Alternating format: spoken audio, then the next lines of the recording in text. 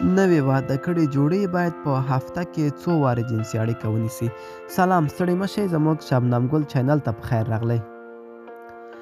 موږ ډېر کله داسې فکر کوو چې د خاوند او میرمنې رضایت او خوشحالي د کوروالي څخه د کوروالي په شمېر پورې اړه لري، خو په دې هکله باید سترګې پټې نه کړو چې یو مکمله او باکیفیته اړیکه د سرسړي اړیکې سره څومره بهتره ده.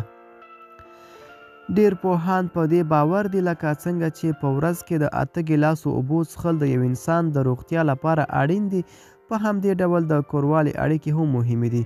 خو د پوښتنې وړ مسله دا ده چې په اونۍ کې څو ځل څه ډول یو جنسي اړیکه کولی شي ښځینه او نارینه دواړه یو بل پل ماړه او تسکین کړي.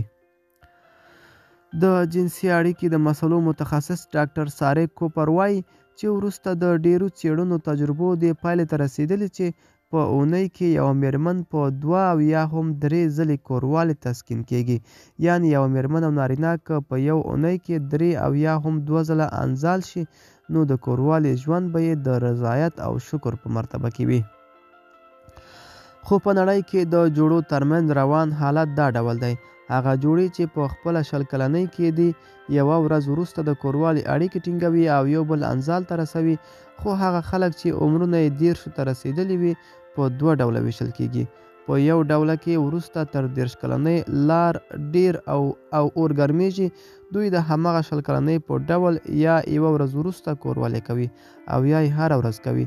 په بله ډله خلکو کې بیا حالت داسې دی چې وروسته له 30 کلنۍ یې حالت آرامښت پیدا کوي او په اونۍ کې یوازې 2 ځله اړیکه ټینګوي. په ټوله کې بیا په نړۍ کې نورمال حالت په اونۍ کې 3 ځله د کوروالي ټینګول دي. ملګرو، دا به زموږ چمتو شوی ویډیو د لا ښکلو ویډیوګانو لپاره زموږ شبنم ګل چینل در سره سبسکرایب کړئ او تر بلې ویډیو ښه وخت ولرئ.